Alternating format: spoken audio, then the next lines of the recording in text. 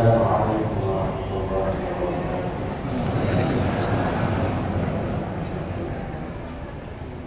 الحمد لله الذي أنزل السكينة في قلوب المؤمنين ليزدادوا إيمانا مع الإيمان ولله ملك السماوات والأرض وكان الله عليما حكيما. وأشهد أن لا إله إلا الله وحده لا شريك له إقرارا به وتوحيدا. وأشهد أن محمدا عبده ورسوله صلى الله عليه وعلى آله وأصحابه وسلم تسليما مزيدا. وبعد،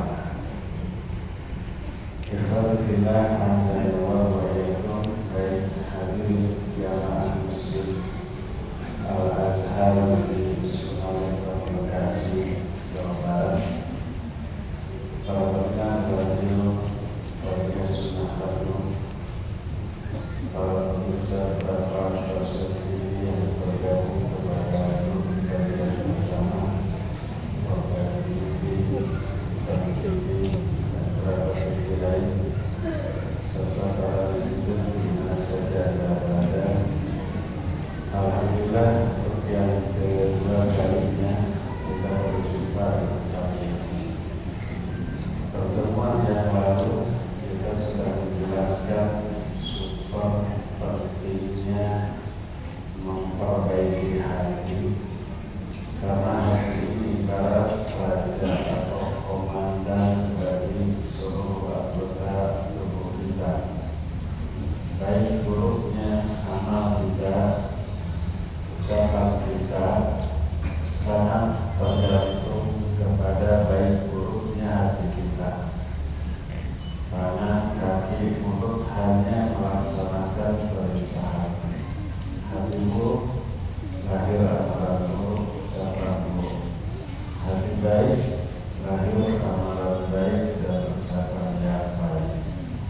Makanya perbaiki amal kita dengan cara memperbaiki hati kita. Bagaimana cara memperbaiki hati? Berkata Imam Ibnu Qayyim rahimahullah kita ada berjawab.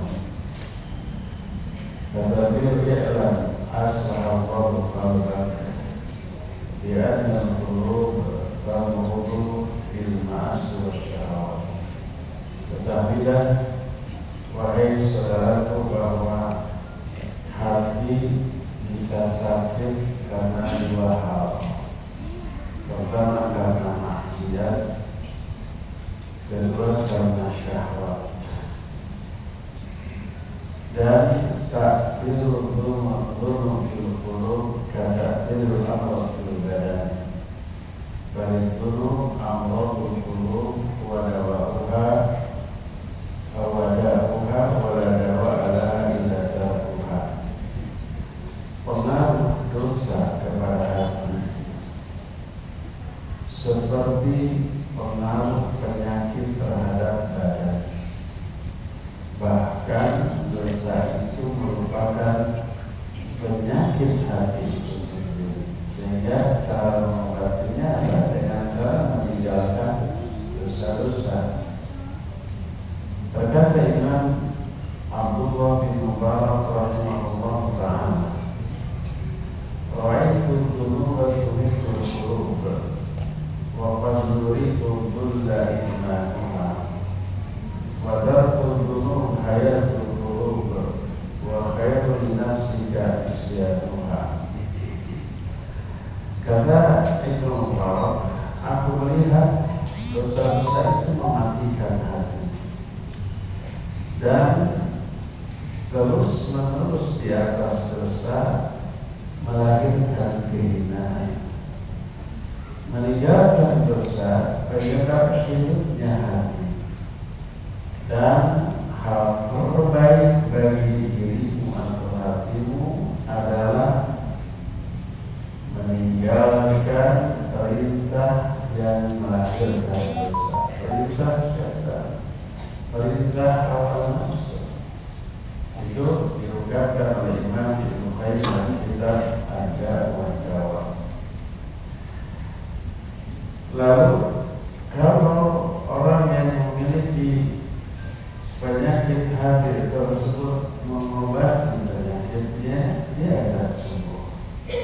Tapi kalau dibiarkan, lama-lama penyakit itu tambah parah, tambah dahsyat, tambah berbahaya, yang akhirnya hati itu pun mati.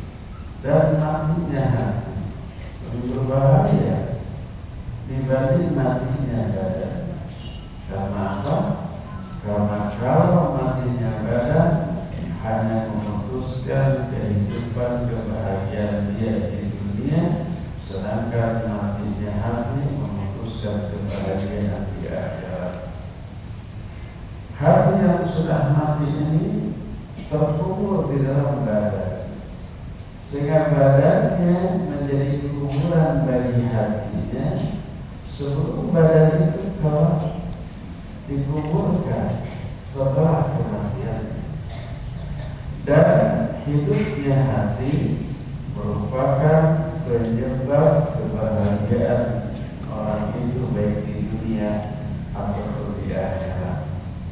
Berdasarkan hal itu, maka wajib kita berusaha untuk menjaga hati tetap hidup secara sehat, jangan sampai terjangkiti oleh penyakit baik syubhat ataupun syahwat yang akan menghancurkan kehidupan kita baik di dunia ataupun di akhirat. Bagaimana cara mengobati hati kalau hati itu sakit? Bahkan seandainya hati itu mati, bedanya hati dengan sakit. Kalau badan sudah mati, tidak ada obat yang bisa menghidupkannya kembali. Tidak ada cara, tidak ada teknologi. Tapi kalau hati sudah mati, masih bisa dihidupkan lagi. Apa yang menjadi penyebab hati hidup lagi? Masukkan lagi roh ke dalam hati tersebut, hidup lagi dia. Apakah rohnya itu? Rohnya itu Al-Quran. Makanya salah satu di antara sebutan bagi Al-Quran adalah roh. Quran itu kan banyak ininya ya, sebutan untuk Al-Quran yang Al-Quran dalam Al-Quran sesuai dengan fungsi.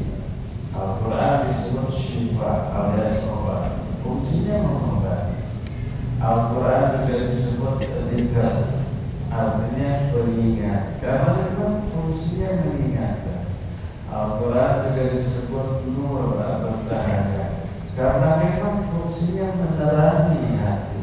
Salah satu sebutan bagi Al-Quran adalah nur. Allah berfirman, wa kadzalika auhayna ilaika ruhan min amrina. Demikianlah kami wahyukan kepada engkau Muhammad ruh atas perintah kami.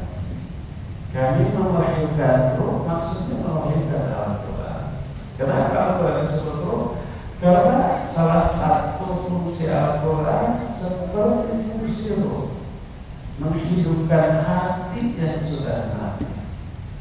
Contoh hati yang sudah mati adalah hati orang-orang kafir, orang-orang musyrik yang tidak tahu mana baik, mana buruk, mana benar, mana salah, mana yang membahayakan dirinya, mana yang menyelamatkan dirinya. Orang kafir, orang musyrik kan tidak tahu ya.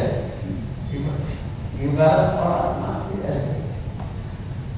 Itu begitu jiwa yang sudah pasti menyerah kembali Al-Quran, hidup lagi dia hatinya.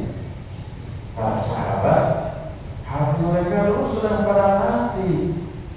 Patung disembah, anak-anak wanita, bayi yang masih merah keluar, ternyata wanita dibunuh, dikubur dalam keadaan hidup.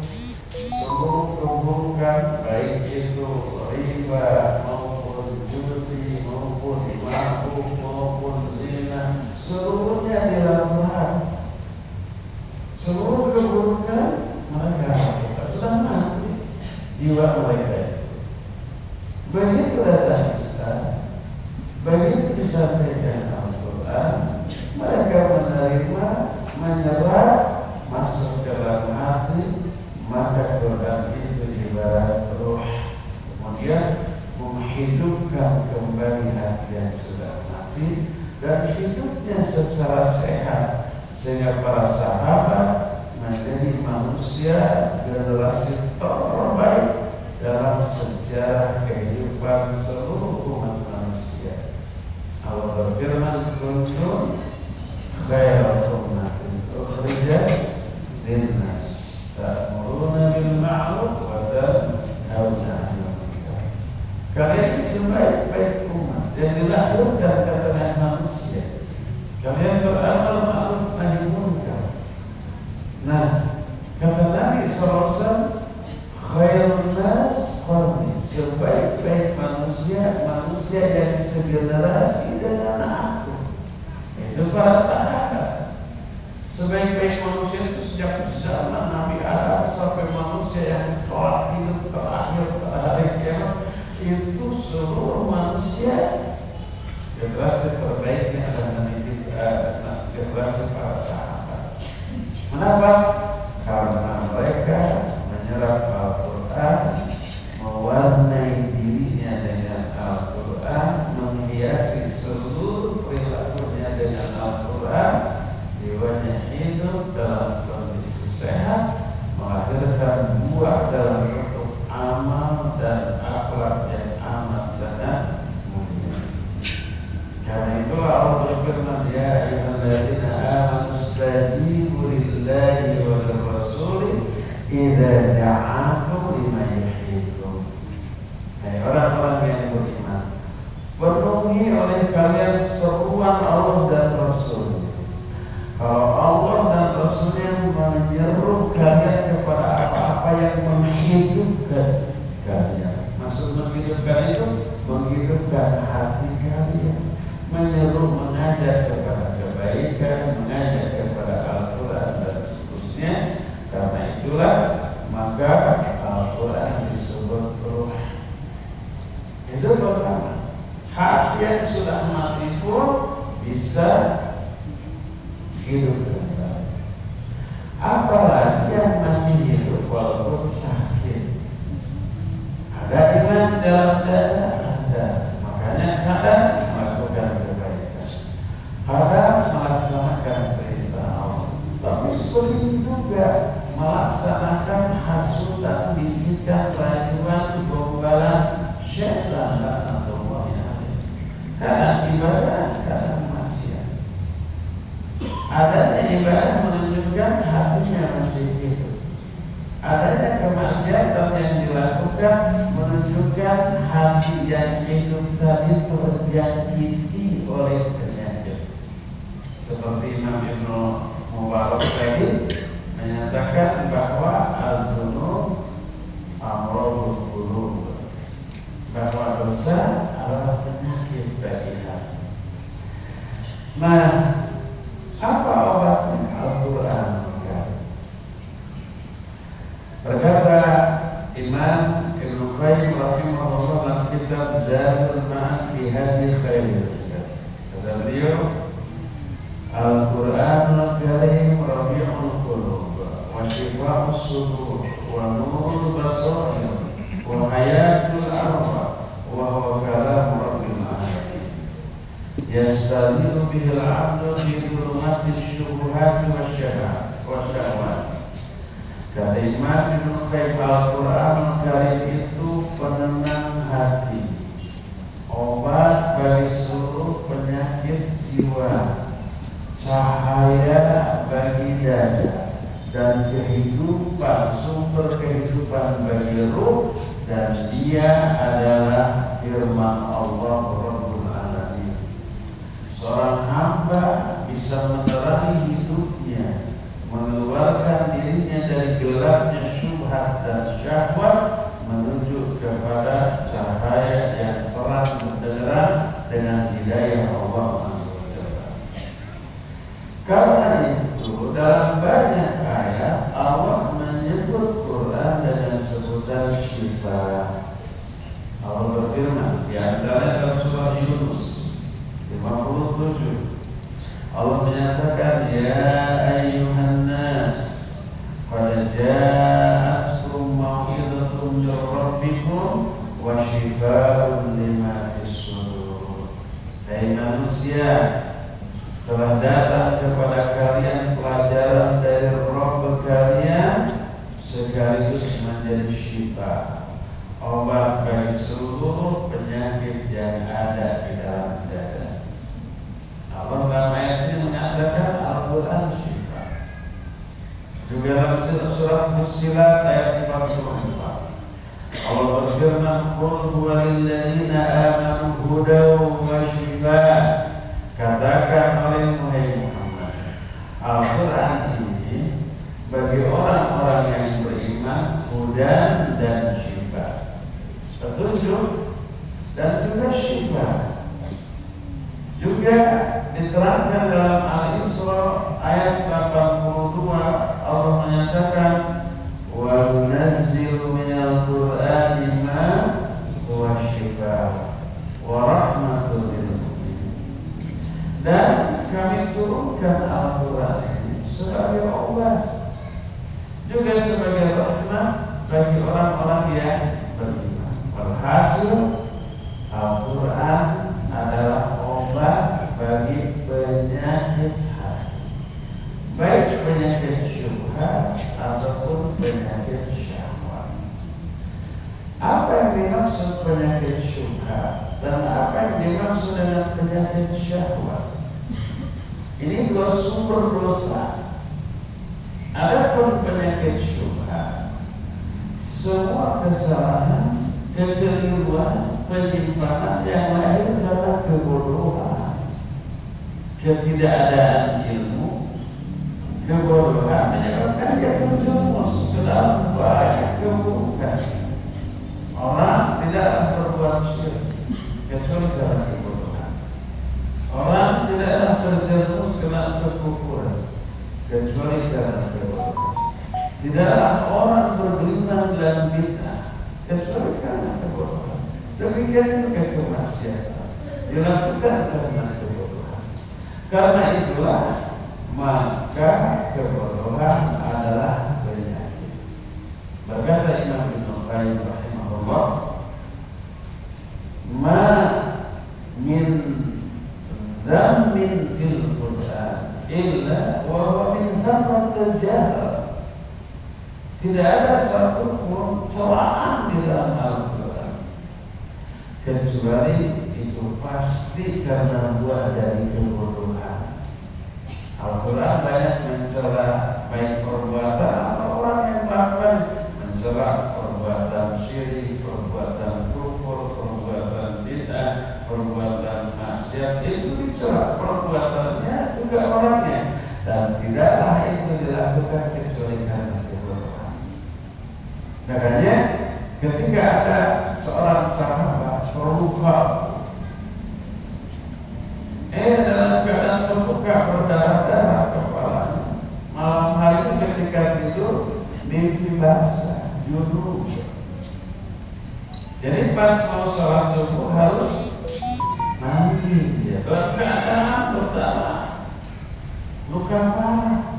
Mereka bertanya kepada teman-temannya, ada nggak rukhsah untuk bagi saya untuk tidak mandi, saya junub dan dilukan? Kata para sahabatnya, tidak, kamu tetap harus mandi. Karena kuatnya iman, walaupun berdarah, perih riwayat mandi, mandi. Sampai berita ini kepada Nabi SAW. Beliau bereaksi secara keras karena beliau qadarullah, mereka telah membunuh. Mereka ini maksudnya memberi fatwa yang salah, harus mandi. Lalu beliau menyatakan limadza lam yas'alu fa inna ilajal 'ayyi as-su'al. Kenapa mereka tidak bertanya dulu?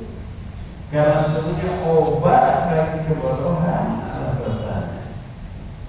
Berkata obat bagi kebodohan, maknanya kebodohan itu penyakit yang harus diobati. Apa obatnya ilmu, al-inayah. Obatnya itu soal bertanya untuk memperoleh ilmu. Ini menunjukkan penyebab orang itu terjerumus ke dalam fatwa yang salah, yang berakibat fatal, itu adalah karena kebodohan. Ini syubhat. Adapun syahwat, ini dosa, kesalahan, penyimpangan, kekeliruan karena hawa nafsu, walaupun dia tahu itu salah. Kebanyakan dosa yang dilakukan manusia itu karena syahwat. Coba dosa apa sih yang dilakukan oleh kaum muslimin yang mereka tidak tahu bahwa itu dosa? Riba. Tahu tak pelakunya bahwa riba itu dosa? Pasti tahu. Kenapa dilakukan? Karena syahwat.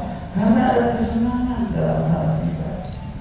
Judi, mabuk. Tahu tak pelakunya bahwa itu dosa? Pasti tahu. Kenapa dilakukan? Karena ada kesenangan, kecanduan. Itu syahwat, hawa nafsu. Semua dosa yang dilakukan oleh pelakunya dan pelakunya tahu bahwa itu dosa, bahwa itu haram, maka itu yang disebut dengan syahwat. Juga penyakit. Adakah orang Islam tahu bahwa itu haram tapi dilakukan? Ada. Mungkin termasuk kita. Kadang-kadang kita melakukan dosa, tahu itu dosa, tapi karena menyenangkan seperti riba, seperti berbohong, berdusta, seperti macam-macam gitu ya. Akhirnya dia lakukan. Itu syahwat. Dua-duanya, baik penyakit syubhat ataupun penyakit syahwat, obatnya adalah Al-Quranul Karim. Pertama, adapun penyakit syubhat, yaitu berupa kebodohan. Quran ini gudangnya ilmu. Quran ini sumber segala macam ilmu yang bermanfaat. Makanya Al-Quran disebut dengan sebutan hudan. Itu ayatnya yang tadi kita kemukakan, surah Fussilat 44, di antara ini salah satu ayat. Allah menyatakan qul huwal ladzina amanu hudan wasyifaa. Katakanlah oleh Muhammad, Al-Quran bagi orang beriman hudan, petunjuk. Dzalikal kitabu la raiba fihi hudan. Kitab Al-Quran ini tak ada keraguan dalam, merupakan hudan, petunjuk. Apa yang dimaksud petunjuk? Huda atau dalam kata lain hidayah. Ada dua jenis, dua macam. Ini diterangkan oleh Syekhul Islam Ibnu Taimiyah rahimahullah taala menjelaskan pendapat dan sering dikutip penjelasan oleh para ulama Ahlus Sunnah setelah. Huda ada dua jenis. Pertama disebut hidayatul irsyad wal ilanah. Hidayah irsyad, irsyad itu bimbingan, dilalah itu petunjuk. Yaitu hidayah berupa ilmu, berupa informasi, berupa penjelasan, berupa pencerahan. Itu hidayah irsyad dan dilalah. Dan Al-Quran semuanya berisi hidayah tersebut, berisi segala macam penjelasan yang kita butuhkan dalam suatu aspek. Makanya Al-Quran disebut hidayah. Dan hidayah jenis yang pertama itu wajib dicari, wajib dipelajari, wajib diikhtiarkan, diusahakan, dan setelah didapat wajib di-share, wajib dibagi, wajib diajarkan, wajib diberikan ke orang lain. Siapa yang demikian, dia menjadi manusia terbaik. Kata Nabi SAW, khairukum man ta'allama al-Quran wa 'allama. Sebaik-baik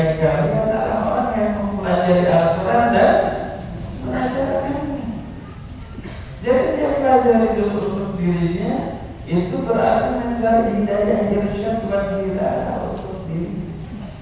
Setelah didapat dibagi, diajarkan, diberikan kepada orang yang nggak boleh pelit dengan yang wajib disampaikan. Nah, maka ketika dia mempelajari Al-Quran, berarti dia sedang mengobati dirinya sendiri dari penyakit-penyakit hati, sekaligus menghidupkan hatinya dengan kondisi yang jauh lebih sehat lagi daripada sebelumnya. Ketika dia mengajarkan, dia sedang memperbaiki atau menyembuhkan, mengobati hati orang lain. Dan ini niat yang harus ditekankan, ditetapkan dalam hati ketika kita belajar ilmu. Untuk apa kita belajar ilmu? Untuk menghilangkan kebodohan dari diri kita dan dari diri orang lain. Itu ucapan Imam Ahmad rahimahullah. Berkata Imam Ahmad, al-ilmu la ya'dilu syai'. Ilmu itu tidak ada bandingannya. In sahhatin niat, kalau niat ketika mempelajari itu benar. Dan banyak murid-murid yang kaitan. Bagaimana benarnya niat ketika mencari ilmu? Kata beliau, yanwi raf'al jahli an nafsihi wa an ghairihi.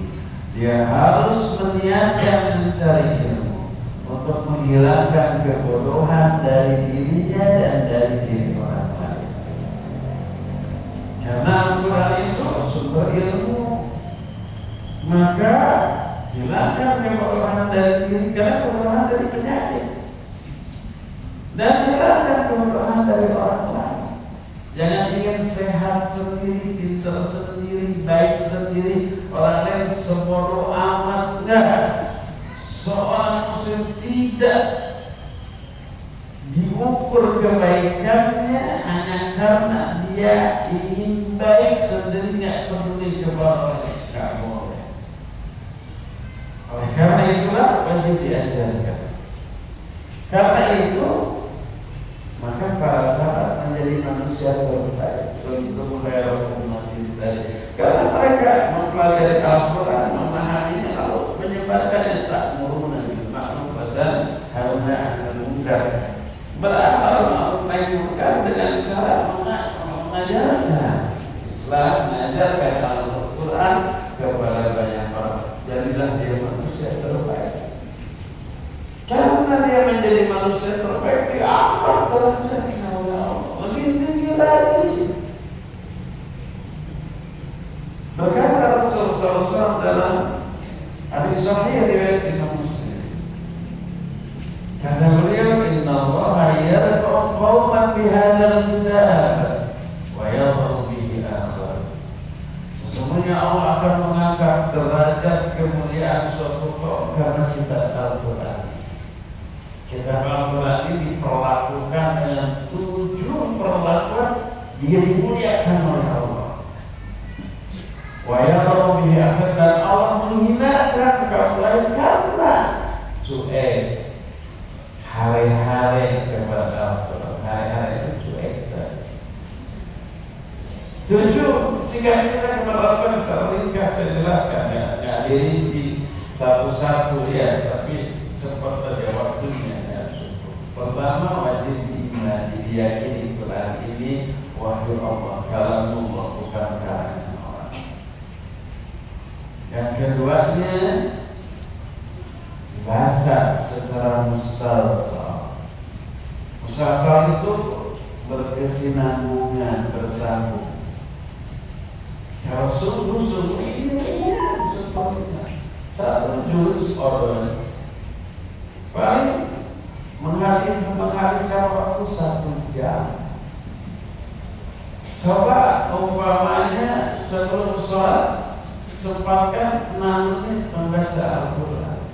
Berapapun yang kita dapat, selembar, 2 lembar, 6. Setelah beres sholat baca lagi 6 menit, 12 menit. 1 kali sholat. Lama enggak? Enggak lama. Lakukan setiap sholat kan 5 kali. 12 kali 5 untuk setiap satu juz. And then again, although it's there one day, one juz. Tapi kalau kita nggak sungguh-sungguh, kayaknya satu juz satu hari itu, berat banget kan gitu nih. Kalau coba kita kalkulasi, kita hitung itu, satu juz itu 1 jam. Bagi 5 aja 12 menit karena sholat 5 kali sehari semalam, 12 menit sisihkan, 6 menit sebelum sholat, 6 menit setelah sholat, dan 6 menit itu ya lama.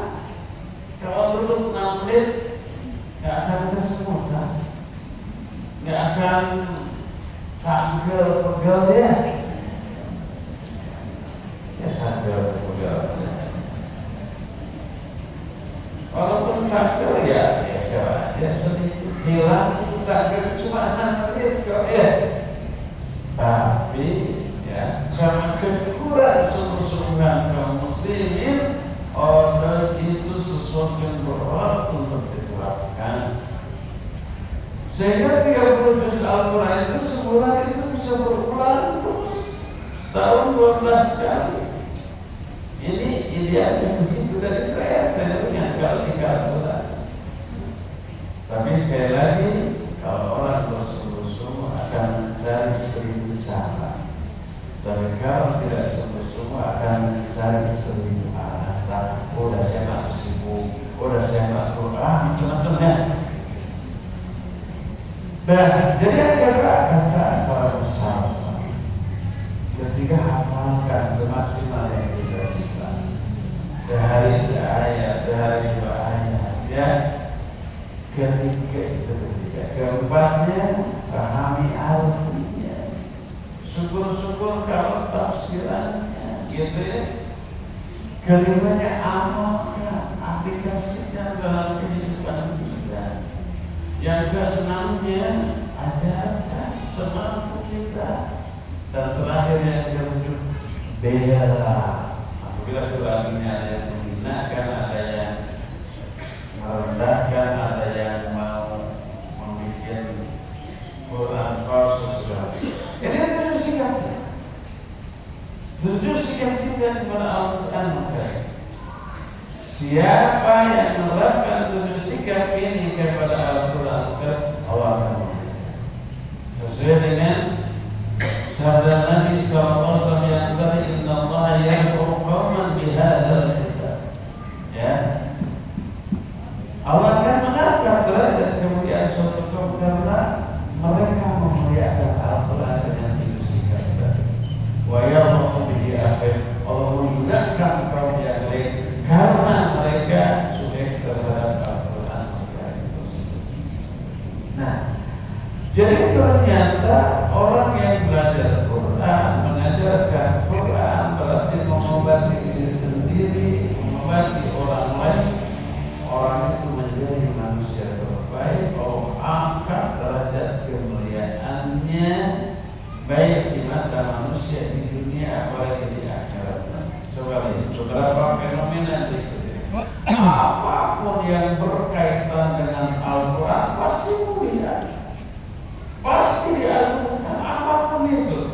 Pertama, para malaikat itu semua mulia, nggak ada malaikat yang ini. Tapi malaikat yang paling mulia adalah siapa? Jibril alaihissalam. Kenapa? Salah satu penyebabnya dialah yang membawa Al-Quran, menyampaikan kalau kepada para nabi, para rasul. Jadilah dia menjadi malaikat yang termulia.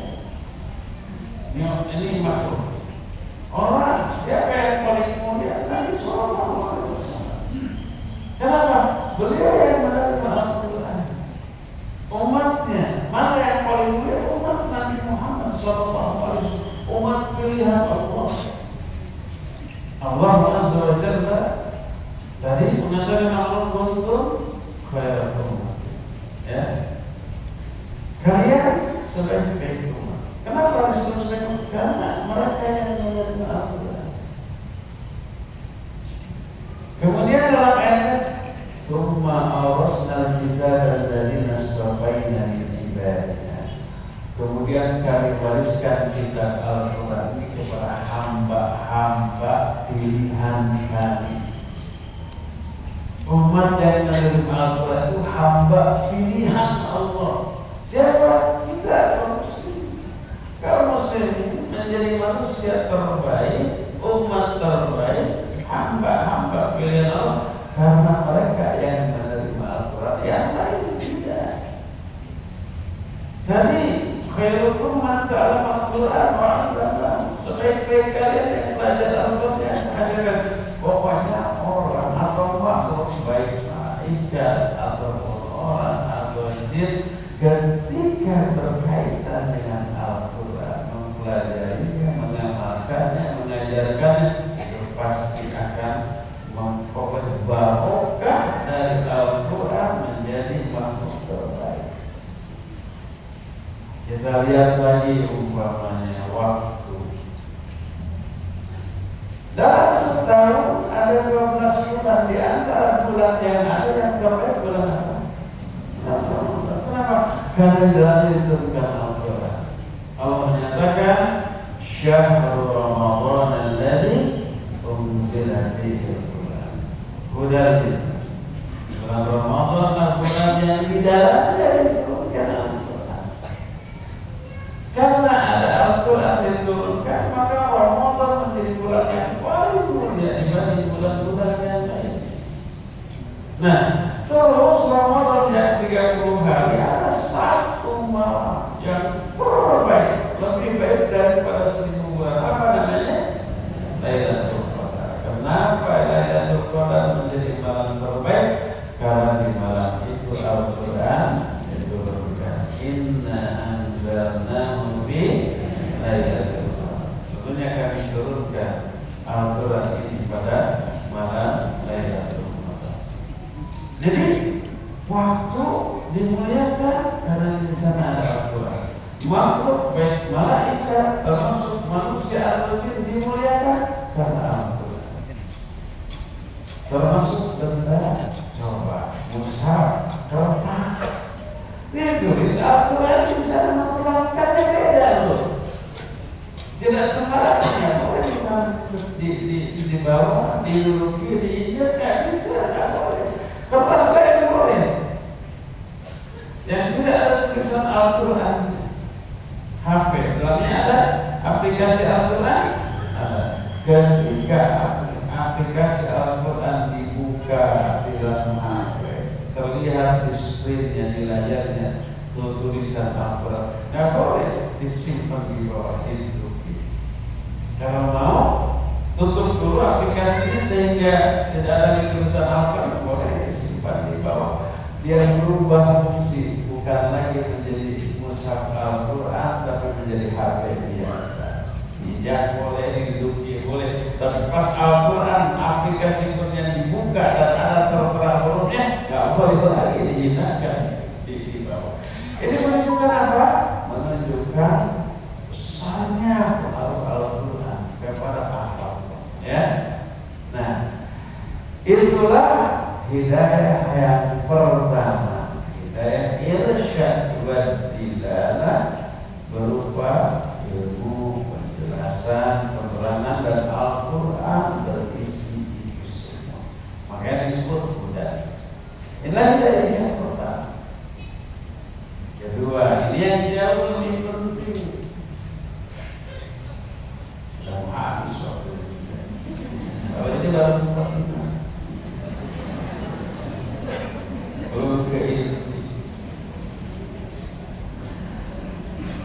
kedua, hidayah taufiq. Kita sering mendengar, mudah-mudahan kita dapat hidayah dan taufiq dari Allah. Kan gitu ya? Hidayah taufiq. Hidayah taufiq berupa dua. Pertama, keinginan untuk beribadah, beramal soleh, berbuat baik, ada nasyiah, ada irodah. Nasyiah atau irodah itu kehendak atau keinginan. Keinginan untuk apa? Untuk berbuat baik, beribadah, beramal soleh, melakukan banyak kebaikan, menjauhi semua dosa maksiat yang diharapkan, ada keinginan.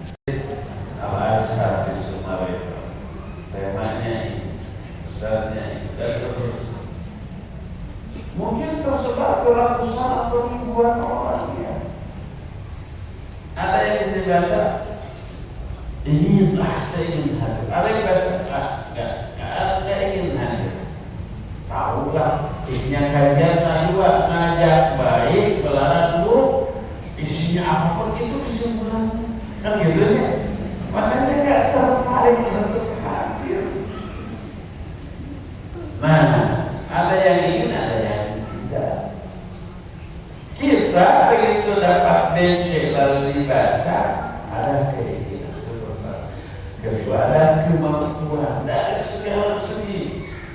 Dari segi waktu tidak sibuk, dari segi kesehatan sehat, kita tidak sakit, dari segi finansial ada ongkos ya untuk taksi online atau ojol ya, atau yang dekat jalan kaki. Pokoknya dari segala segi kita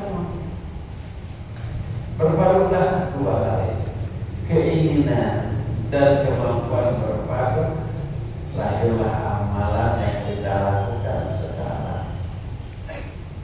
Ada orang yang ingin tapi saya sakit, ngilu-ngilu semuanya gitu ya. Ada lagi ingin tapi sibuk, ada kepentingan ini, kepentingan itu, kan gitu ya. Nah, akhirnya tidak ada. Hidayah taufik adalah hidayah Allah berupa dua hal.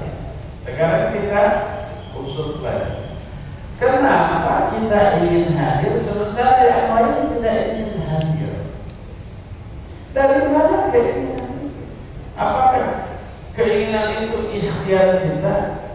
Saya begitu di BC, ada dibaca, saya ingin memunculkan keinginan untuk hadir dalam diri. Apakah begitu?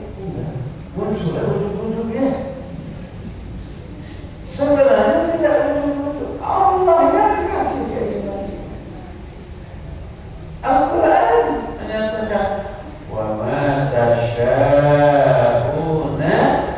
illa ayyasha Allah Rabbul Alamin. Kalian tidak akan punya keinginan kecuali Allah yang ngasih keinginan itu kepada kalian. Kalian tidak akan punya kehendak untuk apa kecuali Allah yang ngasih kehendak itu kepada kalian. Jadi kenapa kita tiba-tiba ini? Itu Allah yang ngasih. Ini berarti salah satu unsur hidayah taufik sudah Allah berikan kepada kita. Yang pertama, kedua, tadi kan unsur yang kedua istiqomah, kemampuan. Siapa yang ngasih kemampuan kepada kita? Allah juga. La haula wala quwwata illa billah. Apa artinya?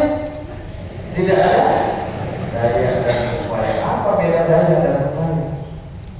Itu juga ya. Sama. Kenapa itulah dua kali? Beda. Al-hawl dan al-quwwah berbeda al-istiqomah. Apa bedanya? Para ulama menerangkan di atas jelas Masya Al-Ghazali rahimahullah kita Tawbul Akam ketika menerangkan hadis tentang al-haula wa quwwah. Kata beliau, al-hawl adalah al-istiqomah li jalbil manafi wal quwwah al-istiqomah li daf'il mawad. Al-hawl adalah kemampuan untuk meraih seluruh yang manfaat. Sedangkan al-quwwah adalah kemampuan untuk menolak semua yang mudarat, menjauhi semua yang mudarat. Dua-duanya, baik kemampuan untuk meraih yang manfaat atau menolak yang mudarat, semuanya Allah yang kasih. Kenapa kita waktu lupa? Kenapa kita sehat? Kenapa kita punya waktu? Semua Allah yang kasih. Orang lain sehat, tapi diberi kesibukan oleh Allah dalam urusan dunia. Ada yang waktunya Allah, tapi diberi penyakit, tidak mampu hadir. Ada yang sehat, kemudian waktunya luang, kere, yang punya ongkos ke sini dan jauh. Macam-macam tidak dikasih Allah. Berpadunya dua hal ini, keinginan dan kemampuan yang disebut dengan hidayah taufik. Begitulah cara Allah memberikan hidayah taufik kepada kita. Nah inilah jadi hidayah kedua, hidayah taufik. Cuma beda dengan hidayah pertama. Kalau hidayah taufik betul harus dicari, diikhtiarkan, diusahakan.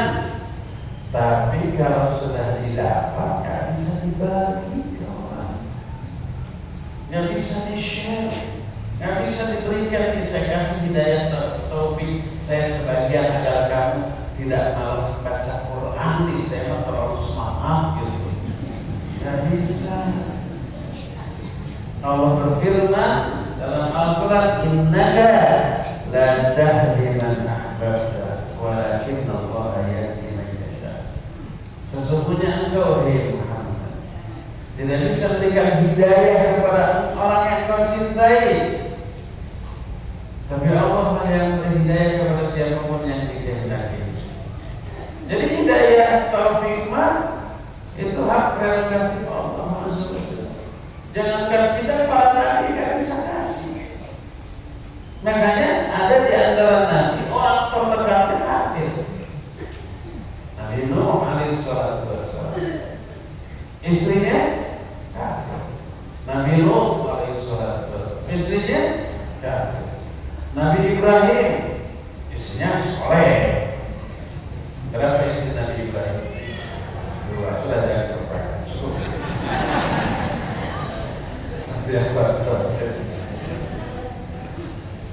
Siapa yang kafir? Bapaknya Azar, tukang bikin patung sesuatu Ibrahim, tukang menghancurkan patung itu kafir. Nabi Musa alaihissalam, musuh besarnya ayah angkatnya sendiri siapa? Fir'aun. Bahkan Nabi Muhammad SAW, orang terdekat yang menjadi musuh besarnya, pamannya Abu Jahal, ya, Abu Lahab itu paman. Bahkan tidak memusuhi, bahkan membela juga tidak bisa diberi hidayah. Siapa? Abu Thalib mati dalam keadaan musuh.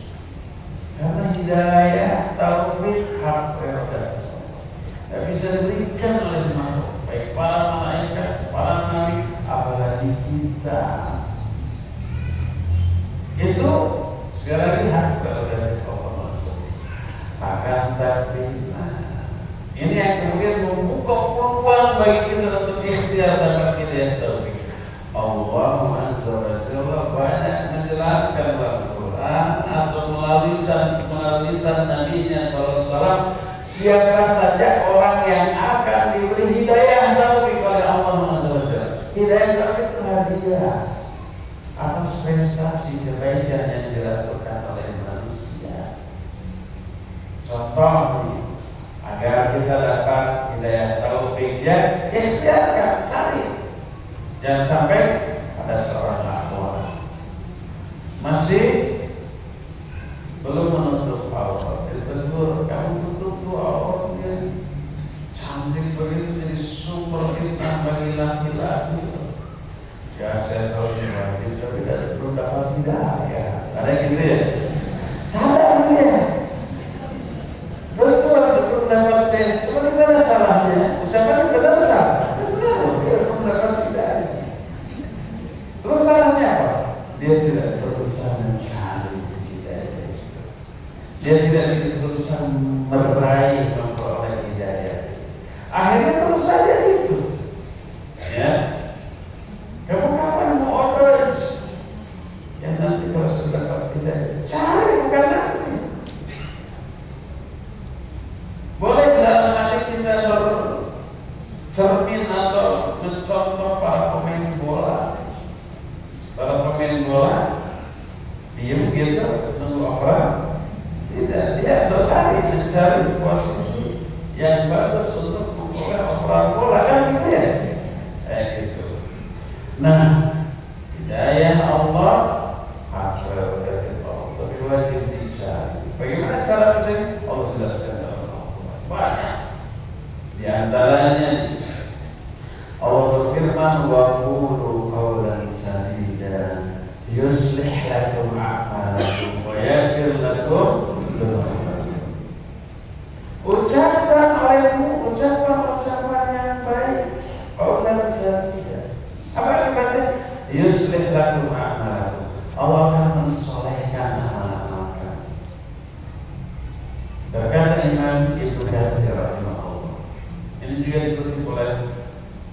Syekh Mukbil bin Hadi Al-Wadi dalam kitab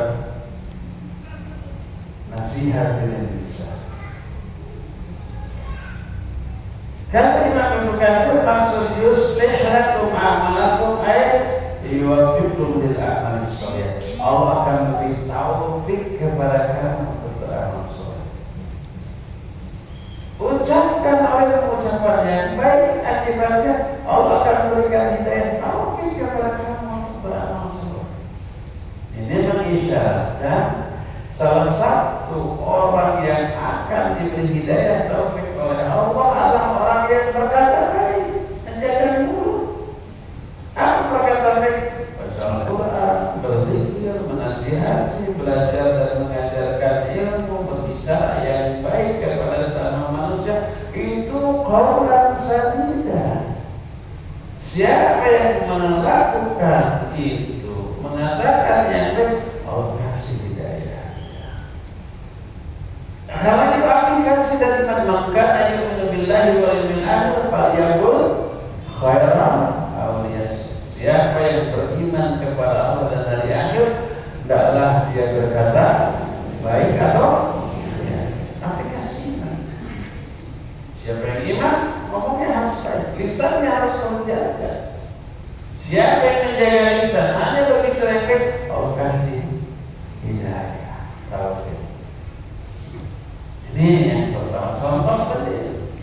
Dan ayat yang lain banyak. Contoh dari hadis. Hadis ini sahih riwayat Imam Bukhari dan Imam Muslim dan dua kitab sahih. Berkata Rasul sallallahu alaihi wasallam, "Alaikum bis-sidqi, fa inna as-sidqa yahdi ila al-birri." Wajib kalian berkata jujur. Karena jujur itu yahdi itu berhidayah, menuntun pelakunya kepada perbuatan birr. Karena jujur, Allah memberi hidayah kepada dia untuk melakukan perbuatan birr. Apa itu birr? Kandungan karya. Birr itu dalam dua bentuk. Ini penjelasan Syekh Muhammad bin Shalih Al-Utsaimin rahimahullah taala. Bir pertama al-khuruj minal ma'asi, keluar dari kemaksiatan, berhenti dari kemaksiatan. Siapa orang yang berhenti dari kemaksiatan itu sudah berbuat baik. Siapa orang yang menahan diri dari berbuat maksiat itu perbuatan baik. Siapa orang yang menahan dirinya dari hawa nafsu itu perbuatan baik. Untuk berbuat salat menyesal. Allah berfirman, "Fa amma man khafa maqama rabbih wa naha nafsa 'anil hawa, fa inna jannata ya." Adapun orang yang takut maqama rabbih, dalam bahasa Arab maqam itu disebut isim makan atau isim zat. Maqam itu bisa tempat berdiri, bisa saat berdiri. Maqam di sini saat berdiri. Karena man khafa maqam rabbi, siapa orang yang takut kepada saat ketika dia berdiri di hadapan Allah pada hari kiamat. Takut Allah murka ketika itu. Wanahan nafsa 'anil hawa, makanya dia tahan dirinya dari hawa nafsu. Dia tahan dirinya dari berbuat dosa maksiat. Fa inna jannata hiya al-ma'wa, surga itu tempat dia kembali nanti. Ya apresiasi orang. Ada keinginan berbuat dosa, berbuat dia tahan, dia tak mau. Itu bir. Makanya kan ada 3 orang berangkat kehujanan, berteduh di sebuah gua. Longsor sampai batu jatuh menutupi lubang baik dan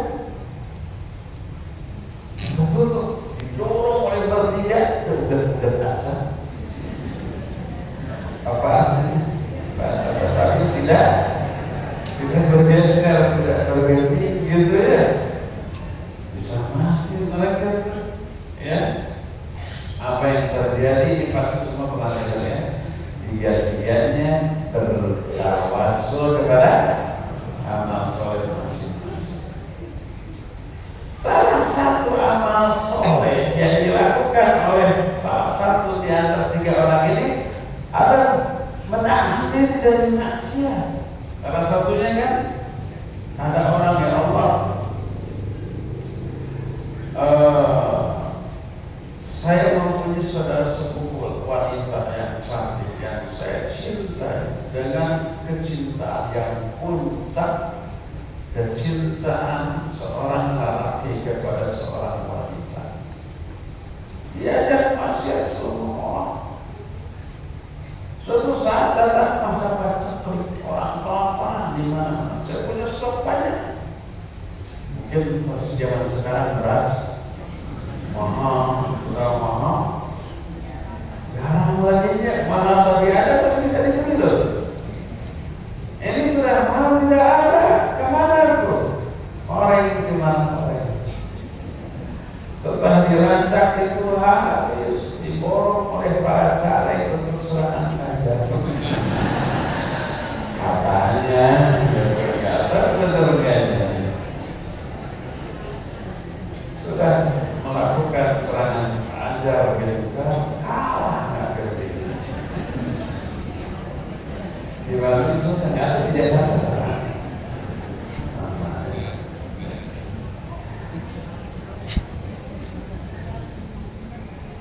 Sampai di mana tadi?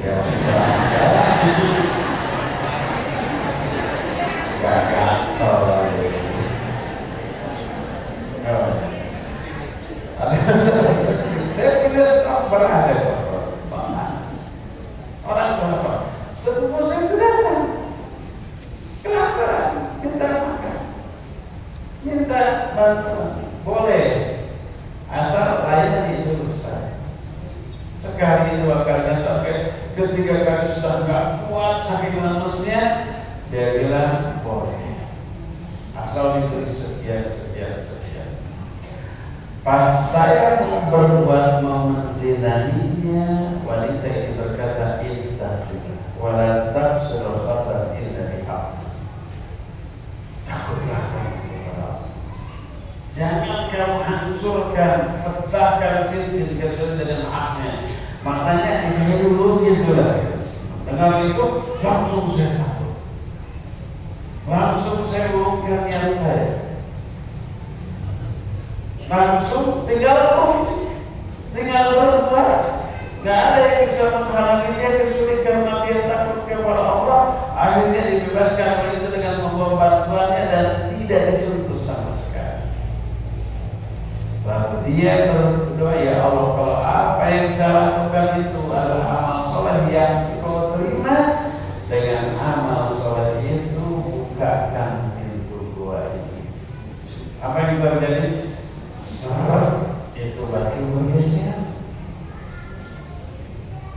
Tapi belum bisa keluar karena masih kecil. Kata orang Sunda, Bekasi kan Sunda nih, Jawa. Masih merek ini,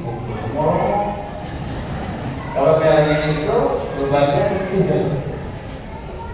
Kalau ngomong besar, salah. Jadi kalau dengan kecil dengan O besar, saya kecil ngomong, namanya saya ngomong, saya ngomong, sebab ya, dan sebanyak 10 kan saya kasih. Ini baru ini belum bisa keluar dan seterusnya.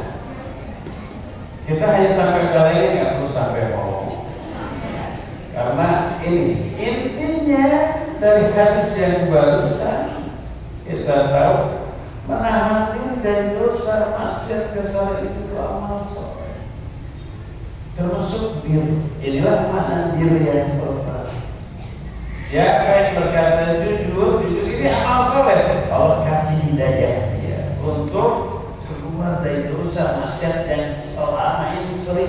dia lakukan. Kedua, makna bir yang kedua adalah melakukan amal soleh yang selama ini tidak pernah dia lakukan atau berat dia lakukan. Jadi siapa orang yang jujur, Allah akan beri hidayah, baik hidayah untuk keluar dari dosa dan maksiat ataupun hidayah untuk melakukan sebuah amal yang selama ini belum dia lakukan. Ini menunjukkan bahwa jujur termasuk amalan pengundang turunnya hidayah dari Allah. Intinya semua amal baik, semua amal soleh, semua amal ibadah apapun bentuknya itu mengundang turunnya hidayah dari Allah untuk melakukan amal soleh berikutnya setelahnya. Inilah cara mencari hidayah. Termasuk hadir ke kajian, termasuk mendengarkan kajian ilmu, itu amalan pengundang turun hidayah dari Allah tersebut. Oleh karena itulah, maka walaupun hidayah taufik hak prerogatif Allah, tapi Allah telah jelaskan bagaimana caranya agar Allah memberikan hidayah kepada kita. Maka lakukan ikhtiar tersebut, muhawalah atau usaha tersebut sampai Allah Azza wa Jalla betul-betul memberikan hidayahnya kepada kita. Nah, inilah hidayah yang kedua, hidayah atau Al-Quran berisi dua-duanya, ya hidayah irsyad, ya hidayah taufik. Ya berisi ilmu, sumber ilmu, penjelasan, informasi, pencerahan, semua keterangan yang bisa butuhkan ada dalam Al-Quran. Ya juga Al-Quran itu hidayah taufik. Apa maknanya? Siapa yang memperlakukan Al-Quran dengan salah satu perlakuan di antara 7 tadi, Allah akan memberikan hidayah. Siapa yang membaca Al-Quran, Allah kasih hidayah. Karena membaca Al-Quran termasuk qaulan sadida, ucapan yang baik. Ya, siapa yang menghafalkan, Allah akan kasih hidayah. Siapa yang mengamalkan, Allah akan kasih hidayah. Siapa yang mengajarkan, Allah akan kasih hidayah. Jadi memperlakukan Al-Quran dengan perlakuan yang mana saja di antara 7 tadi, itu bisa mengundang turunnya hidayah dari Allah Subhanahu wa Ta'ala.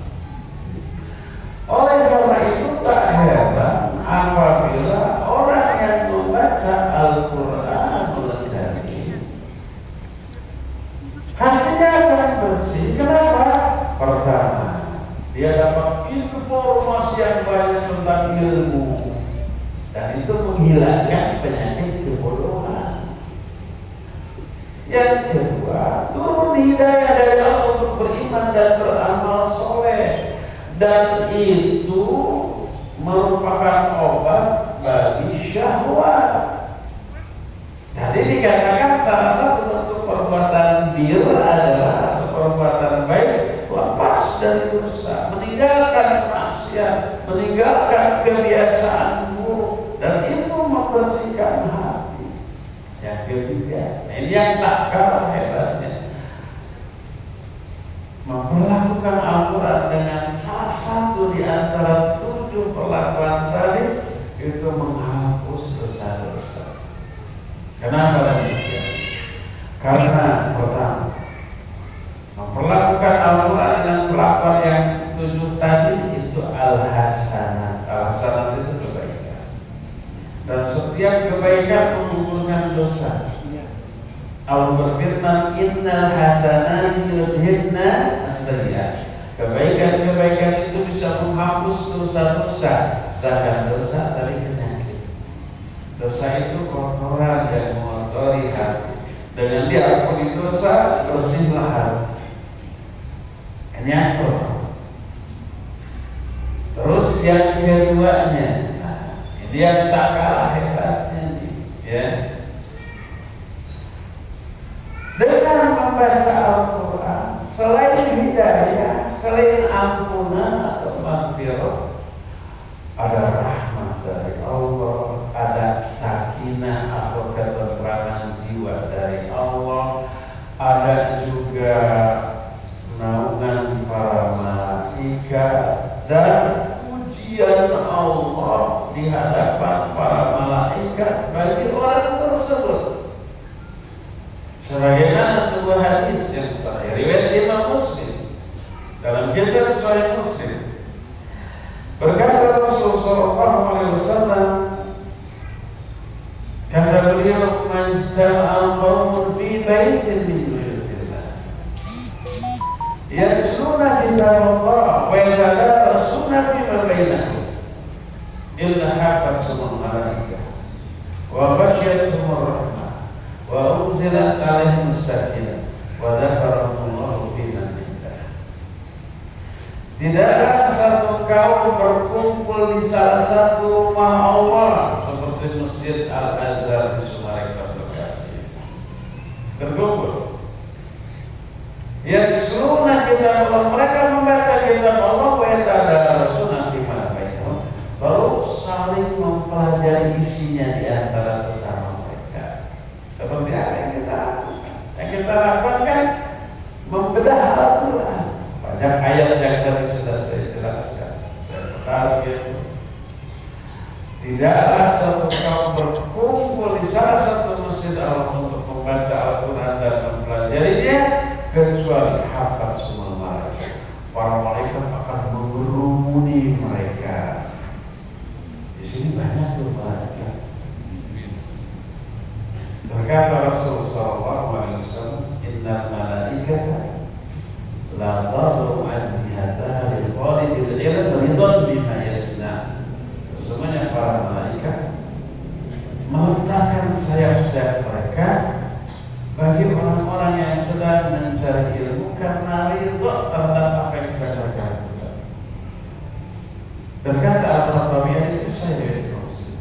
Kata Imam Al-Khattabi, makna meletakkan sayap itu ada 3. Pertama adalah an-nuzul fi majalisil ilmu ada qiyam. Mereka turun ke majelis ilmu dan saat itu tidak terbang.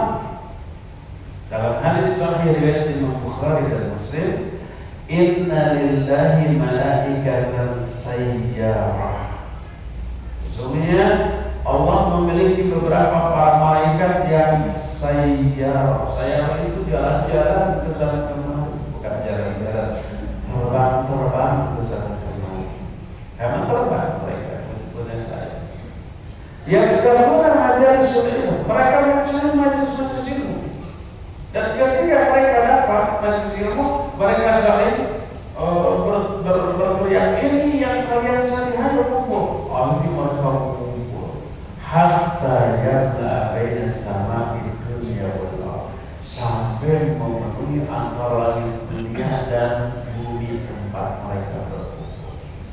Imam Sufyan Ats-Tsauri rahimahullah, salah satu perawi di sini mendemonstrasikan para malaikat berkumpul satu di atas yang lainnya terus dari mulai tempat berkumpulnya orang mati sampai ke langit dunia. Kata Syaikhul Utsaimin rahimahullah, ketika bahasa di sini menunjukkan super banyaknya para malaikat yang mengerumuni suatu majelis ini. Dan malaikat tidaklah hadir kecuali bersama dengan rahmat dan barokah Allah. Jadi sini banyak malaikat. Hanya kita tidak bisa lihat. Tapi ini cukup jadi kebanggaan. Pulang dari sini bilang, tadi malaikat sudah hadir. Jadi asal mereka. Masa iya? Kamu ya? Enggak. Kok tahu? Nabi SAW cerita. Jadi malaikat terus wa wasyatuhum rahmah. Allah mencurahkan rahmat kepada mereka. Kepada orang-orang yang sedang mencari ilmu, rahmat membersihkan hati dan melembutkan hati. Ini salah satu fungsi rahmat Al-Quran itu. Lihat surah Al-Imran 159.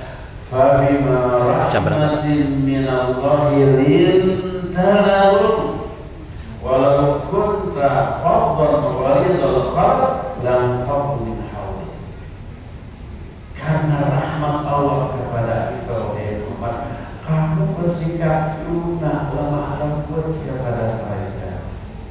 Nabi bersikap melembutkan, rahmat itu bisa melembutkan hati orang, melembutkan sikap orang. Kalau kunta fadlan ghalidhal qalb lanfaddu min hawlik. Kalau kamu bersikap kasar kepada mereka, niscaya mereka lari menjauhinya. Ini mengisyaratkan rahmat membuat hati lunak, membuat tidak keras. Sikapnya juga menjadi lunak, lembut, tidak kasar. Ini salah satu di antara fungsi rahmat. Allah curahkan rahmat. Makanya kalau di antara kita punya teman atau saudara yang keras hatinya, bandel, kasar, sikapnya musuh, dia suruh hadir di majelis pengajian biar dapat rahmat Allah. Wa unzilat alaihim sakinah, Allah juga memberikan sakinah, ketentraman jiwa kepada mereka. Siapa yang hadir dalam majelis kajian, Allah akan tenangkan jiwanya, akan tenteramkan hati. Lihat apa fungsi sakinah. Allah berfirman dalam Quran surah Al-Fath ayat yang keempat, "Walladzi anzala sakinata fi qulubil mu'minin liyazdadu imanan ma'a imanihim." Allah yang telah menurunkan sakinah, ketenangan jiwa, ketenteraman hati kepada orang-orang mukmin untuk menambah iman mereka dibanding iman yang sudah ada sebelumnya. Fungsi sakinah mengundang turun hidayah dari Allah